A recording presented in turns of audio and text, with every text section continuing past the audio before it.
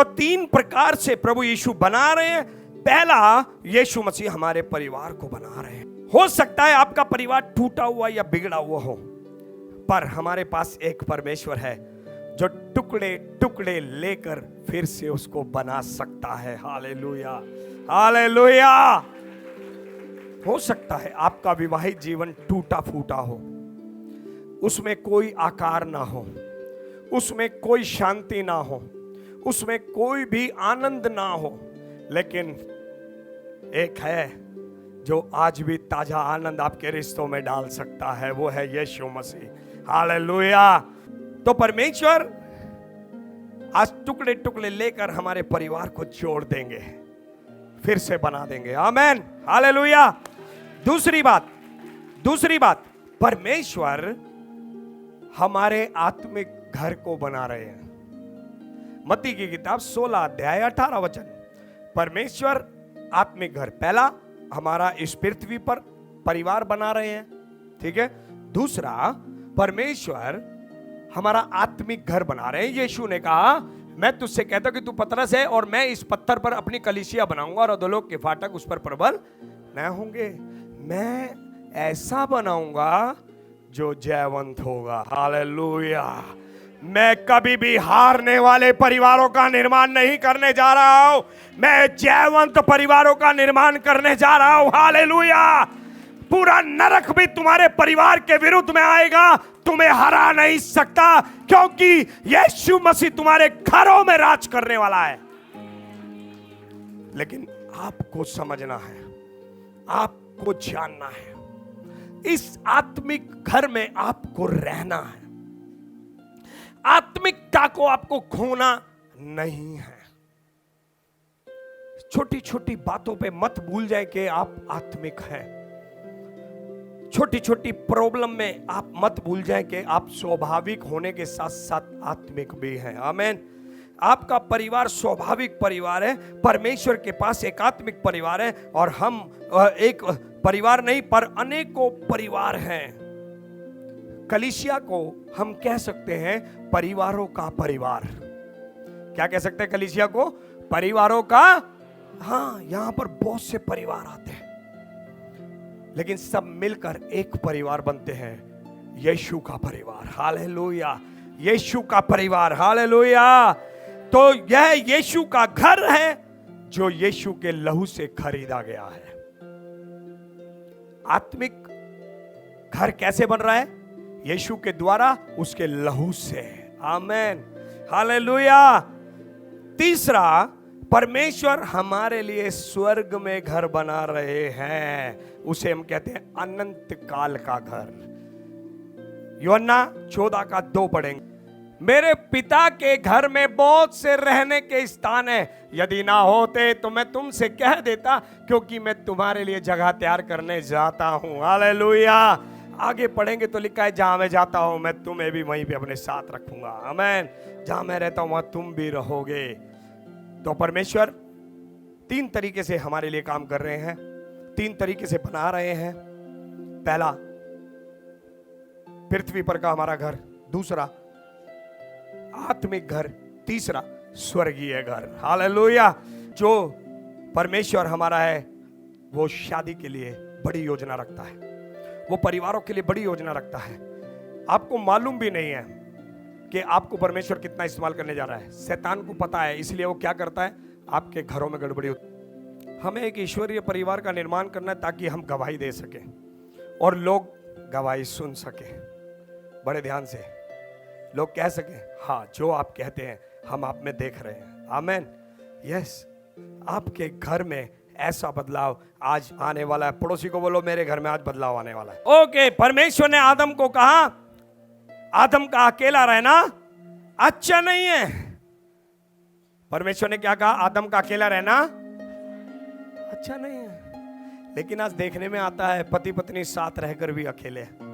लेकिन आज आदम भी अकेला रहता है, हवा भी अकेले रहती है। कब? साथ रहकर भी अकेले। कैसे? शरीर मिलने के बाद भी अकेले। कैसे? शरीर मिलते हैं, दिल नहीं मिलते हैं। एकता नहीं पाई जाती है हस्बैंड वाइफ के बीच में। बात करने में आदर नहीं पाया जाता है, सम्मान नहीं पाया जाता है, तो बच्चे क्या सीखेंगे आपके? फिर उसके बाद आप कहेंगे मेरा बच्चा बिगड़ गया, तो किसकी प्रॉब्लम है? परमेश्वर अच्छा है। बोलो परमेश्वर अच्छा है। कोई मानना ही नहीं चाहता, कोई कहना ही नहीं चाहता यस प्रभु, हाँ प्रभु मैं गलत हूं। सब दूसरे को झुकाना चाहते हैं, खुद कोई झुकना नहीं। आज पति पत्नी साथ होकर भी अकेले रहते हैं। एक डिवोर्स की खबर सुनने को मिली। मजिस्ट्रेट ने कहा कि आप डिवोर्स क्यों लेने जाते हो? काउंसलिंग में जाता है पहले केस ना, कोर्ट में जाने से पहले काउंसलिंग करते हैं, कोशिश करते हैं 2-3 काउंसलिंग में इनका रिश्ता फिर से सेट हो जाए। अभी डायरेक्ट डिवोर्स नहीं होता है। तो काउंसलिंग में जब गए तो मजिस्ट्रेट ने बोला अलग क्यों होना चाहते हो? अरे मैं भी निकल जाता हूँ, ये भी निकल जाती है, जब आते हैं दोनों आके सो जाते हैं, फिर क्या फायदा साथ रहने का? तो हमने फैसला किया अलग अलग ही हो जाते हैं। आज विवाह लोगों की दृष्टि में आदर नहीं रह गया है, आज विवाह लोगों की दृष्टि में एंजॉयमेंट है। आजकल तो ये भी कहने लगे कि 6 महीने साथ रह लो, 3 महीने साथ रह लो, पसंद आए तो करना, नहीं पसंद आए तो दूसरा ढूंढ लेना। बाइबल का ऐसा नियम नहीं है, बाइबल का ऐसा नियम नहीं है। बच्चे बड़े बड़े हो गए हैं तब जाके पत्नी कह रही है मुझे समझ नहीं आ रहा, पति कह रहा मुझे ये समझ में नहीं आ रही है। बच्चे कितने बड़े बड़े हो गए। आप क्या कर रहे हैं? जब इतने साल बाद आप एक दूसरे को कह रहे हो कि मुझे समझ नहीं आ रहा, तो आपके बच्चे क्या कहने वाले हैं? लोग पहले लिविंग में रहते हैं, एक दूसरे को जांचते हैं और उसके बाद में अच्छा लगा तो ठीक है, नहीं अच्छा लगा तो ठीक है, बाय है, एंजॉय हो। नरक में ऐसा खुदावन तोड़ेगा ना, तुमने उसकी दी हुई इस देह के साथ जो मजाक किया है। उसने कहा है तुम पवित्र आत्मा का मंदिर हो, इस शरीर से व्यभिचार मत करना। परमेश्वर रिश्तों का परमेश्वर है। इसलिए मैं अपने लीडर्स को बार बार डांटता हूं और कहता हूं आपके पास रिकॉर्ड होना चाहिए आपके सेल ग्रुप के लोगों का। आपको पता होना चाहिए किसकी लाइफ में क्या परेशानी है या किसकी लाइफ में क्या पाप है, ताकि उसकी मदद की जाए, वो पाप से बाहर निकल जाए। क्योंकि हम लोगों की मदद करने के लिए यहां, उनको पाप से बचाने के लिए, शैतान के आक्रमण से बचाने के लिए हम यहां मौजूद हैं। लेकिन जहां किसी के जीवन के बारे में पता नहीं है, क्या जिंदगी जी पाएंगे लोग, कैसे बदल जाएंगे लोग। परमेश्वर हमारे परिवारों को बनाना चाहते हैं। परमेश्वर कहते हैं अकेला रहना अच्छा नहीं है। पड़ोसी को बोलो अकेला रहना अच्छा नहीं है। पति पत्नी को अलग होने के बारे में पौलुस ने कहा कि प्रार्थना के लिए अवकाश लेना है। कितनी देर के लिए अलग होना है? प्रार्थना के लिए अलग होना है। कहीं ऐसा ना हो कि शैतान तुम्हें आकर परखे और तुम पाप करो। पति पत्नी की लड़ाई हो गई, 4 दिन से बात नहीं कर रहे, 4 दिन से पीठ के अलावा कुछ नहीं देखा, 4 दिन हो गया। उस 4 दिन के अंदर एक मुन्नी, एक शीला, आपके पति के सामने मेरी बहन जवान होती है। सुनना बड़े ध्यान से, हंस लो लेकिन हंसकर आज सुन लो, नहीं तो बाद में मेरे पास आके मत कहना प्रार्थना करना ये व्यभिचार में गिर गए पास्टर जी, मेरा मन करता है इनको मार डालूं। अच्छा 4 दिन झगड़ा करेगी तो शैतान तो परखने के लिए आएगा मुन्नी और शीला लेके। हाँ मेरे भाई, 4 दिन तक ध्यान नहीं रखोगे तो कोई दूसरा मर्द मिलेगा उसको कंधा देने के लिए। बाद में मत कहना प्रेयर करना मेरी बीवी, क्यों? तेरी गलती से फंस गई वो, क्योंकि तूने उसकी रिक्वायरमेंट पूरी नहीं की। एक ईश्वरीय परिवार एक दूसरे की जरूरत पूरी करते हैं। ईश्वरीय परिवार एक दूसरे को संभालते हैं। ईश्वरीय परिवार, अगर क्रोध भी आ गया 5 मिनट में darling I love you sorry यार चलता रहता है, वापस जुड़ जाते हैं 5 मिनट में। बाइबल कहती है करो तो करो पर पाप सूर्य अस्त होने से पहले तेरा क्रोध खत्म कर ले, बीवी के साथ रिश्ता बना ले, नहीं तो अगले दिन दुष्ट आत्मा आने वाली है। और फिर उसके बाद ना ऐसे आना चाहोगे, ऐसे आना चाहोगे। हो गई दोनों की फाइट, हो गई दोनों की। अब होने के बाद में 1 दिन निकल गया, 2 दिन निकल गए, 3 दिन निकल गए, 4 दिन बाद जाके रियलाइज हो रहा है यार मैंने तो गलती कर दी, मेरे 4 दिन खराब हो गए यार। 4 दिन के बाद वापिस आना चाह रहा है। देखा, 4 दिन बाद कौन आ गया बीच में? अब क्या कहते हैं? अब मेरे पास आते हैं, पास्टर जी मेरी पत्नी के लिए प्रार्थना करो। मैं उसके पास जाता हूं, मुंह फेरती है, धक्का मारती, भगा देती है। दुष्ट आत्मा का स्वागत किसने किया था?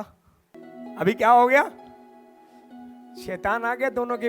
क्या परमेश्वर ने तुम्हें इसलिए बनाया कि लड़ो और एक दूसरे को मरो और मारो? इसलिए बनाया। 4 दिन मुंह फेर कर झगड़ा करके जीवन बिताने वाले मेरे भाई और बहनों, सुनो, आप शैतान के सताए हुए हो और यीशु मसीह शैतान के सताए हुए को आज चंगा करने वाला है। पादरी साहब फिर भी दयालु है। कोई बात नहीं भाई, मैं प्रार्थना करता हूं। प्रार्थना कर दी, प्रभु ने मौका दिया। प्रार्थना करते ही दुष्ट आत्मा भाग यहां से। Hallelujah, hallelujah. आज हम प्रार्थना करेंगे और यही होने वाला है। दुष्ट आत्मा भागेगा और पति पत्नी आ जाएंगे, बच्चे आ जाएंगे, माता पिता आ जाएंगे और परिवार ईश्वरीय परिवार बन जाएंगे। हालेलुया, आमीन। ईश्वरीय परिवारों में दुष्ट आत्मा का कोई कार्य नहीं होना चाहिए। यीशु मसीह ने कहा, मैं तुम्हें शत्रु की सारी सामर्थ पर अधिकार देता हूं, तुम्हें उनसे कुछ भी हानि नहीं होगी। फिर हम हानियों में पड़े हुए हैं। क्यों पड़े हैं हानियों में? क्योंकि हमारा दिमाग खराब है, हमारी जबान खराब है, इसलिए हम हानियों में हैं। जहां पर ये लिखा करो तो करो पर पाप मत करो, वहां ये भी लिखा शैतान को अवसर ना दो। रात के बाद अगर क्रोध चला गया तो शैतान आएगा आपकी जिंदगी में। आई लव यू डार्लिंग, तू मेरा है यार। बस शैतान तुम्हारा शत्रु नहीं, तुम्हारा मित्र बनकर आएगा, तुम्हारा प्यारा बनकर आएगा। और पता क्या कहेगा? तेरी पत्नी जब से आई है तब से ऐसी ही है, तेरा पति जब से शादी हुई तब से ऐसा ही है। देख, उस दिन भी उसने तेरी नहीं सुनी थी ना। ये शैतान की ड्यूटी है मेरी बहन, गड़े मुर्दे उखाड़ लेती है। शैतान आके सीधा सीधा खुदाई करता है और गड़े हुए मुर्दे लाता है। देख, तेरे परिवार में उस दिन भी तेरे पति ने ऐसा किया था। हाँ, ये ऐसे ही है, तो मैं जो कर रही हूं सही कर रही हूं। आप सही नहीं कर रही हो, आप सही नहीं कर रही हो। आपको प्रार्थना करनी चाहिए, पति के पास आना चाहिए, और पति आपको भी पत्नी के पास जाना चाहिए। ये सही करते हो आप। झगड़ा होने के बावजूद भी दोनों पास आते हो, माफ करते हो, प्यार करते हो, तो आप ईश्वरीय परिवारों का निर्माण करते हो। आप अपने बच्चों का निर्माण कर। दिमाग से अभिषेक ले रहे हैं, आंखों से अभिषेक ले रहे हैं, दिल से अभिषेक लो। अनॉइंटिंग है, आपके पास है, अभी आपके ऊपर है। पवित्र आत्मा आपको आजाद कर रहे हैं।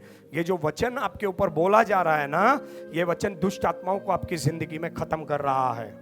ये वचन वो वचन है, भविष्यवाणी का वचन है। ये आपकी जिंदगी के ऊपर हथौड़े का काम कर रहा है, दुष्ट आत्माओं को फोड़ रहा है।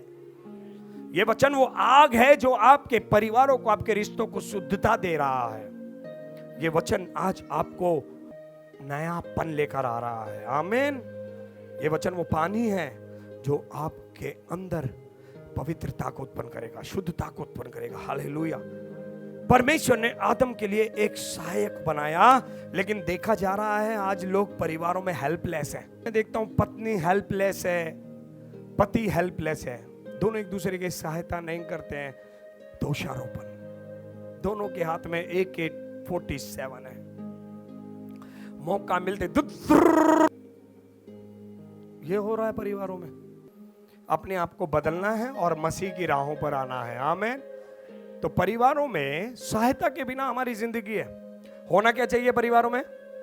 आदम को, हवा को आदम की सहायता करने के लिए बनाया गया था, तो उसको उसकी सहायता करनी चाहिए। पति सारा दिन का काम करके आता है, घर में आता है, उसको सहायता की जरूरत है। काम धंधा कर कर पूरे दिन आया है। आपको नहीं मालूम कितने लोगों से झगड़ा हुआ होगा आज। आपको नहीं मालूम है नौकरी पे बॉस ने उसको कितना गंदा गंदा सुनाया होगा आज। आपको नहीं पता है कि देखो मैं भी नौकरी करता था और पता है कितनी बेइज्जती हम सहन करते थे। बिजनेसमैन भी सहन करते हैं, मालूम है आपको, लेबर से तंग होते हैं, पार्टी वाले पैसा नहीं देते, पार्टी वालों ने नाक में दम कर रखा होता है। हर किसी के लिए एक संघर्ष है। दिन भर बेचारा दौड़ रहा है और मेहनत करके शाम को अपने घर आता है, किस लिए? आराम करूंगा, घर में कोई है मुझे सांत्वना देने वाला, घर में कोई है मुझे प्यार करने वाला। बाहर तो सारे के सारे मेरा इस्तेमाल करते हैं, लेकिन घर में कोई है जो मुझे जो है ठंडा गिलास पानी पिलाएगा, चाय पिलाएगा, खाना खिलाएगा और मेरी केयर करेगा। बाहर तो मुझे ही करना पड़ता है, कोई मेरे लिए नहीं है। लेकिन जब वो घर में आता है और उसके बाद पत्नी कहे आज तेरी माँ ने ऐसा कर दिया, तेरे बाप ने ऐसा कर दिया, तेरी बहन ने ऐसा कर दिया, तेरे जीजा ने ऐसा कर दिया, तेरे पड़ोसी ने ऐसा कर दिया, इसने ऐसा कर दिया, मैं अपनी माँ के जाऊंगी, मैं अपने भाई के जाऊंगी, मैं अपनी बहन के जाऊंगी, ये तू ऐसा है, तू है। कैसे ईश्वरीय परिवार का निर्माण होगा? आज हर एक व्यक्ति अपनी इच्छा पूरी करना चाहता है। पता लड़ाई झगड़े क्यों है घरों में? याकूब की किताब 4 अध्याय स्टार्ट। तुम में लड़ाइयां और झगड़े कहां से आ गए? क्या उन सुख विलासों से नहीं जो तुम्हारे अंगों में लड़ते भिड़ते हैं? तुम लालसा रखते हो और तुम्हें मिलता नहीं, तुम हत्या और ढा करते हो और कुछ प्राप्त नहीं कर सकते। तुम झगड़ते और लड़ते हो, तुम्हें इसलिए नहीं मिलता कि मांगते नहीं। तुम मांगते हो और पाते नहीं, इसलिए कि बुरी इच्छा से मांगते हो ताकि अपने भोग विलास में। स्वार्थीपन जहां होता है ना, वहां झगड़े होते हैं। हेलो हस्बैंड वाइफ, ध्यान से सुनो। आज तुम क्यों लड़ रहे हो? क्योंकि तुम स्वार्थी हो गए हो। मैं नहीं कह रहा हूं, बाइबल कह रही है। इस बाइबल हम तक पहुंचाने के लिए इस बाइबल को कितने लोगों ने खून बहाया और आज ये आराम से हमारे हाथ में, हम इसका आनंद ले रहे हैं। हम इसकी वैल्यू नहीं समझते, हम इसकी कीमत नहीं समझते। ये हमारा घर बना सकती है, ये हमारी जिंदगी बना सकती है, हम इसको मजाक में लेते हैं। ये 200 रुपए की बाइबल नहीं है, ये अनमोल रतन है। बाइबल कहती है नीति वचन, तेरा वचन सोने से भी कीमती है, मूंगों से भी कीमती है, चांदी से भी कीमती है, हीरे जवाहरात से भी कीमती है। तेरे वचन की वैल्यू इतनी है कि कोई कीमत लगा ही नहीं सकता। मेरे खुदावंद, तेरा वचन मेरे आंखों में सुरमा है, तेरा वचन मेरे गले के लिए कंठमाला है, तेरा वचन मेरे मुंह में शहद है। Hallelujah, hallelujah. और स्वयं यीशु मसीह कहते हैं वचन तुम्हारी जिंदगी है। ईश्वरीय परिवारों में वचन खुलता है, ईश्वरीय परिवारों में प्रार्थनाएं होती हैं, ईश्वरीय परिवारों में झगड़े नहीं होते हैं, ईश्वरीय परिवारों में क्षमा होती है। अपने बीच से स्वार्थीपन को समाप्त करेंगे।